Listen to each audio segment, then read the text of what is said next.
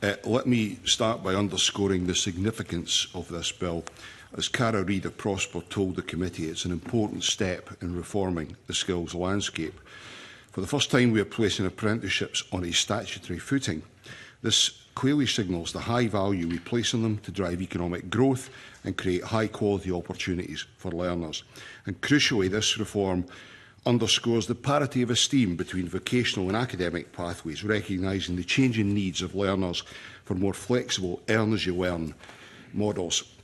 Looking at how this will be delivered in terms of provision, we will maintain a mixed economy, and colleges, universities, independent training providers and others will remain important partners in this landscape. Furthermore, this step allows us to simplify the funding arrangements, consolidating from 3 funding bodies to 2. And that directly responds to the complex and fragmented funding environment identified by James Withers in his review, which was not simply an opinion, but an independent and thorough review of the present offering, which very much aligned with what I've heard from across the landscape and which, as I recall, was welcomed by all parties. The system is fragmented with the component parts too often defending their bit. This bill is reflective of our taking an overarching view, creating a coherent post-16 offering which has all parts working to optimal effect within a clearly understood framework. But whilst this bill and the simplification of funding are a fundamental part of our wide-ranging reform of post-school education and training, this isn't happening in isolation. We are simultaneously moving to invigorate career services, strengthen our national skills approach with SDS and SFC, reforming apprenticeships and improving the qualifications offer. These collective actions are designed to elevate the experience and achievements of learners and employers. But as the SFC's remit expands, it's logical that the organisation evolves too. In fact, the SFC will effectively become a new organisation. This bill will update the SFC's governance and oversight of tertiary education, which we expect to lead to better experiences and outcomes for learners. I want to acknowledge the considerable and valuable work our SDS colleagues have done over the years to build our apprenticeship programme to where it is today, particularly their leadership in employer engagement. Let me be clear. We aim to build upon this strong foundation, not diminish the offering, and we will be calling on the expertise of the staff who would transfer to the new organisation to help shape the future nature of the offering.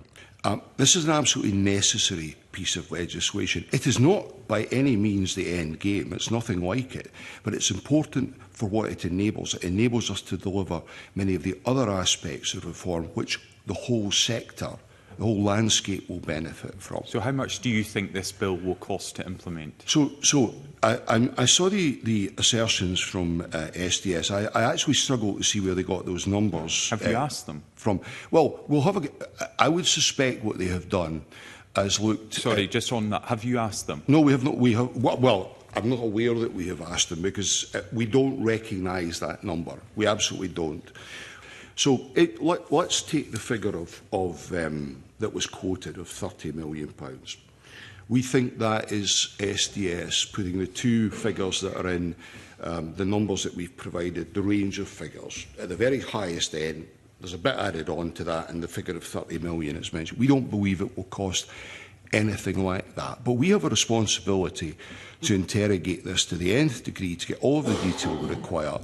And what I would say to you is this, Convener. These are one-off costs that we're talking about. Let's say that the figure that we end up with is midway between the lowest point and the highest point, £15 million.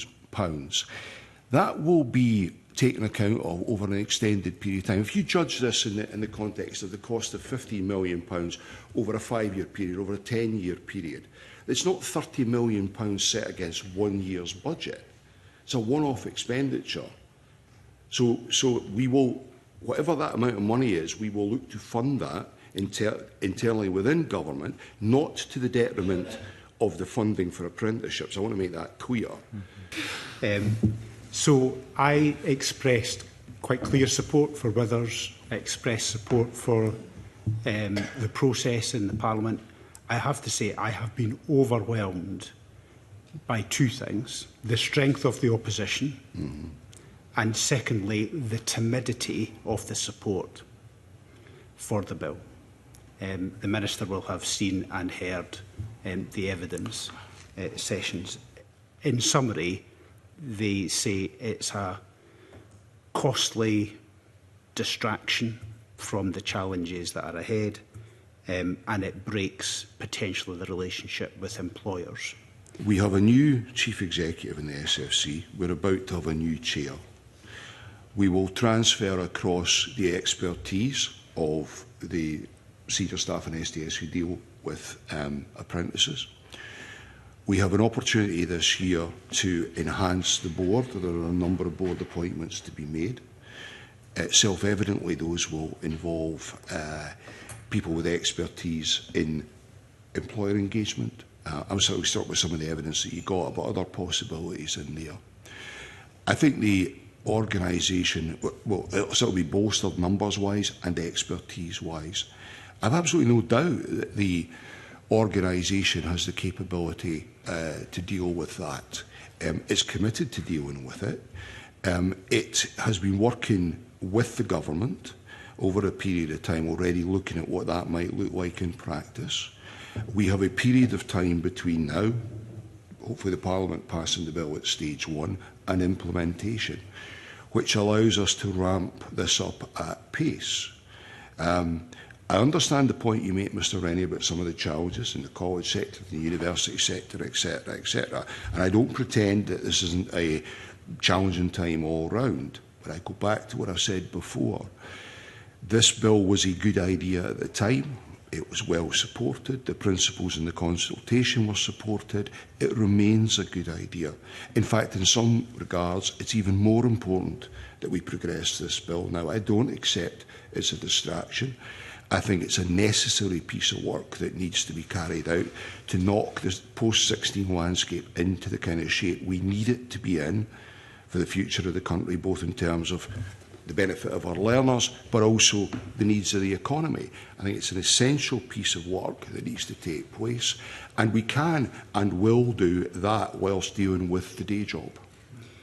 The apprenticeship funding will be dwarfed by college and university funding.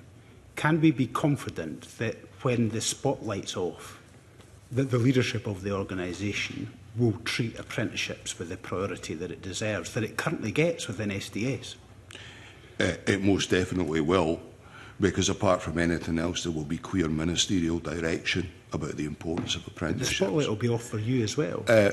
This government is absolutely committed to enhancing the apprenticeship offering in all its guises, whether it be MEs or graduate apprenticeships, for example.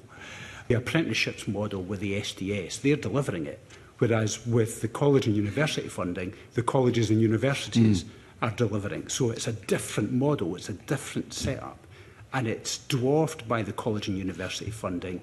So in all of that context, has it got a hope of getting the priority? Even if ministers think it's important, you do need somebody like the Chief Executive of SDS currently does to actually champion apprenticeships, to make sure it gets the all-year-round support that it deserves and needs, for the reasons you've set out. But I think you've made the point. There's a lot going on in college and universities. With all of that transfer, why are we shifting something that actually is opposed by so many people, and is the supporters of it are so tepid in their support? But I go back to what I said to you. In the consultation, there was 80% support for this move. People, I think there's a bit of a conflation between some current challenges, which I fully accept are significant, and the need to do this. And I think people have fundamentally recognised the need to do it. They were in favour of the need to do it. And they've taken the opportunity that the bill has presented to highlight the challenges they have currently, some of the issues they have, but fundamentally, the need for this bill remains, the need for the change it brings. Okay. Thank you. Maybe just before, are you against or in favour of apprenticeship funding being ring-fenced in the new apprenticeship budget? The apprenticeship funding going to the Funding Council? Would you be in favour or adverse to that? I have made a commitment to the government's view about the importance of apprenticeship. If there is a view brought forward in your Stage 1 report that you would want to see something in the bill that reinforced that, I'm happy to consider it, Convener. But you're not. You don't have a view yourself. I don't. No, I'm trying to tease this out. So from my perspective, looking at this from the position of the Minister, who's absolutely committed to apprenticeships and sees this growing, not reversing, I don't see a problem here, because I think the direction of travel, if you look at the appetite for earn-as-you-learn type models, if you look at the university sector moving more towards graduate apprenticeships, wanting to enhance this, and the need of the economy to, it's because of the cost of living crisis, it is more challenging for young people to embark on some of these courses. And therefore, I would envisage moving forward more of an emphasis on earn-as-you-learn type models. So I don't see an issue here at all. As in the 2005 Act now, ministers have powers to fund the SFC, to fund university provision, college provision, to set terms and conditions on that funding, and those terms and conditions can be cascaded. That the structure in the bill sort of replicates that for apprenticeship and national training programmes. So all the same safeguards that would apply to, say, college funding and university funding would apply in this situation as well. They're not a sort of weaker or more inferior sort of... You must accept it is wholly different with this legislation if you look at the quantum.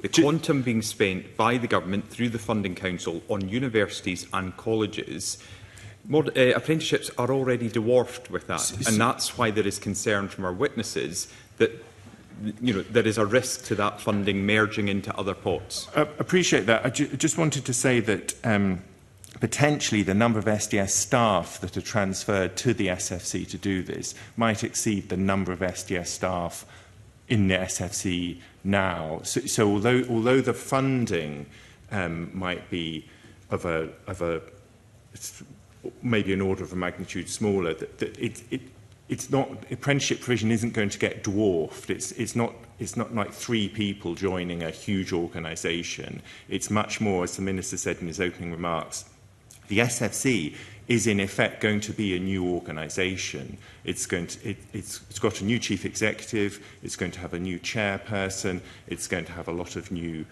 council members as the natural turnover takes place. There's going to be an apprenticeship committee, a statutory committee of the SFC with employers and other representatives on that committee to drive the apprenticeship work forward. So I think it's not right to present apprenticeships as a little tag on. It's a sort of new organisation. In terms of the quantum, it's a massive difference. In terms of the money, yes, but in terms of the presence within the new SFC, it's going to be massive. So far from being as Andrew says, an add-on to the organisation, it's going to become a critical part of SFC's activities. And the government's view is that there needs to be a growth in apprenticeships, numerically and quality-wise, that this bill presents. Because as we take apprenticeships into a different setting, we are interrogating every aspect of how they're currently delivered, how they could be made to be better than they currently are. I have a lot of conversations with some of the very stakeholders the committee's heard from expressing concerns about the opportunities that arise from this move. Because if we're honest, SDS were clear that they don't see there's an issue here. They don't think there's a problem to fix, particularly around MA delivery. I do think that, and I hear that loud and clear from stakeholders. We've spent a lot of time engaging with stakeholders since Withers came out. And if I give you some examples about some of which have been raised with the committee, the kind of things that the bill will enable us to tackle through the work that's already well underway. Fiona Ray of Tullis Training talked about a bureaucracy that had grown up around apprenticeship delivery. I've heard that from elsewhere, particularly amongst private training providers. That's something we're going to be exploring. The committee has heard about the situation involving managing agents and how they operate and the retention of a sizable proportion of the monies that are given as a contribution to training. Again, that's an issue we've been heavily involved in because it troubles me. How does the new model reduce the bureaucracy in untying your hands in that respect? So the point I'm making is it creates an opportunity for us to do this differently. We know what the issues are, and we have the opportunity by moving this into a different organisation to tackle the problems that we've got.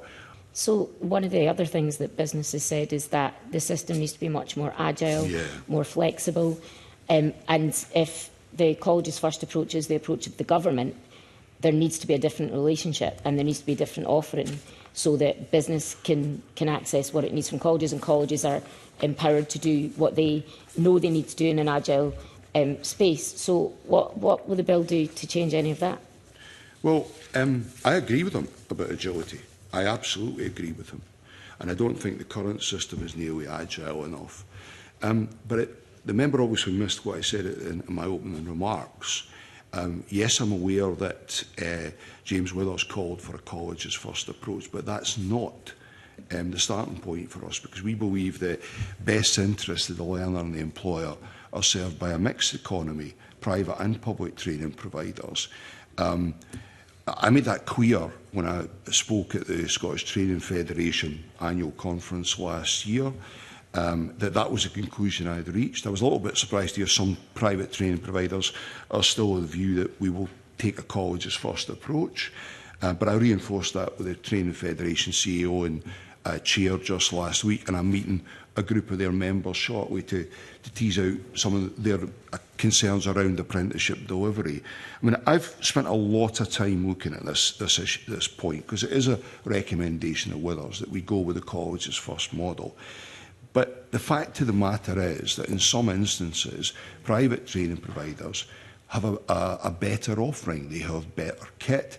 They are able to bring that together. If you go to the National Training College in Shinnon, you see the offering they've got. If you visit the Arnold Clark Motor Trade training facility, they do have an offering that is stronger than many of our colleges. So there's a balance to be struck here between what the colleges are strong on and can deliver to, and then the private training providers, and that's the road we're going down. What do you then? What does the Minister therefore think the role of colleges in all of this is then? I think the role of colleges remains an important one. I think there are opportunities, and I don't want to get into too much detail, but because there are conversations take place where you could have colleges coming together to create centres of excellence in particular disciplines, and there is an appetite for that. You could have them coming together to take on the role of managing agents, perhaps. That's another opportunity that arises from this move, so that the monies that the committee have heard about remain much more within the public sector. So that all of these conversations are well underway, and we're open, and this is what I keep going back to, making this change. What the bill does is it allows us to deal with these issues that have been brought to us by James Withers and by others. That's what it does. I saw in evidence there was some talk about this is a 10-year project. In some regards it is, convener. It will take 5-10 years to get all of this in place. But with the bill, for example, there are elements, provisions within the bill that we could enact early, and we would look to enact those early, because this is, and if there are things we can do in the meantime, we have a piece of work underway, and I will share this with the committee because it should be finalised in the next few weeks, or looking at where all of this comes together and to what time frame. Maybe gives you a better picture of what I'm describing today, so that we are very clear in the direction of travel here, where we will get to with this. But to your point, the bill is critical, but it's a small part. It's the starting point. Basically, Damien Yates came in here with a narrative that only he could deliver. SDS are doing a fantastic job, and only he can deliver. Now, I can understand that narrative because he feels his organisation is under threat. He's doing some work there, so I get where he's coming from. But he was very forthright about it, and he also liked what he had to say about it. But one of the things that he did say was Withers was just a point of view. Now, what do you think of that when someone is part of a government organisation comes out with a statement like that, that independent review at Withers is just a point of view? Well, I don't think anyone in this room, and forgive me if I'm being presumptuous, thinks that Withers was just an opinion, a point of view. It was a very, very extensive piece of work that was carried out by a highly credible and respected individual. I don't know about other members in the room, but when I read the Withers report, I realised when I came to the end of the process, I had sat and nodded in agreement with pretty much everything. And the work that I've done in the period since then, engaging with business, with various stakeholders, has just reinforced that. But to come back to your point, Mr Adam, about some of the evidence from SDS, the Chief Executive was clearly proud of the fact that 76% of apprentices complete. And I recognise that that is a better performance than elsewhere on these islands. But I'm not proud of the fact that 1 in 4 apprentices doesn't complete. I don't think that's success. I don't think some of the retention rates in a number of our colleges are good enough. We've got to aspire to do better. Now, there are lots of factors in young people not completing college or not completing apprenticeships, and these are often out with the control of those who are charged with delivering the programmes. And we all know in this committee that the way in which we measure college retention is a bit unfair in colleges. Nevertheless, we need to improve the completion rates, and that's where the read across to other areas of reform come in. This is where that careers offering, getting that right, is so important, because at the moment we have too many square pegs and round holes. The drafting of the bill doesn't talk about modern apprentices, graduate apprentices or foundation apprentices. The bill defines work-based learning, and that is the term that would cover a lot of what are currently foundation apprentices. And the bill gives quite broad powers for the SFC to deliver work-based learning, and it could be in a very similar model to as now, or it could be different. And it's worth saying that, of course, that's the word used in the bill. Things can be branded or labelled differently as people see fit. When we engaged with the SARB Short Life Working Group on apprenticeship definition in the autumn, as we were preparing the bill, the steer we got from them was that it wasn't helpful to embed the names of apprenticeships in the bill, and that actually a significant number of employers didn't like the term foundation apprenticeships, because although there's a lot of worthwhile work and experience that happens in those settings, it's not a true apprenticeship, as in the person isn't in paid employment. That's a big point. But I want to go back to your point about £27 million to rearrange the furniture. First of all, we don't believe it will be in that range, but we'll see what that looks like. This is not, absolutely not, about rearranging the furniture. What would be the point if that's all we were doing? I hope I've outlined today very clearly to the committee the kind of changes that are required to be made and will be made by this. So I don't agree with you on the point about rearranging the furniture, Mr Mason. This is an opportunity, once and for all, to knock this into the kind of shape that the economy and our young people needs. One of the questions that I asked of private providers when they were here was, you've already said you're going to retain private providers as suppliers as well. One of the questions I asked is, what's your cut? What are you making? And one of the things that the Scottish, Northern Ireland and Northern Ireland Plumbing and Employers Federation said 40%. Now, it shocked us when we heard 40%, just without a thought. It just came out 40% cut, and they were not uncomfortable with that language. You know, and the whole point for me was, when you're living in a world where there is 80, I think colleges can deliver it on maybe 10 to 20% of part of their running costs, and you're also talking about the potential of double dipping, where a subcontractor will end up dealing with it down the line. It almost starts to smell like a cosy wee cartel for some of these companies. So surely that can't continue, Minister. So can I just clarify something? I think you started by talking about private training providers. We're talking about managing agents, not private training providers, because they don't deliver the training, they subcontract them. So we should just be clear about that, because there's many fine private training providers out there. But I think I've been clear today about my concerns, my long-standing concerns about the role of managing agents. Now, I need to be very careful here in saying that there are some really welcome activities that some managing agents carry out, necessary activities. But the evidence that you received last week, and I commend you for getting that information out of them, because we found it more challenging over a period of time to get the information out of all of the relevant bodies. I absolutely share the concern you tell me the committee has over it. I totally share it.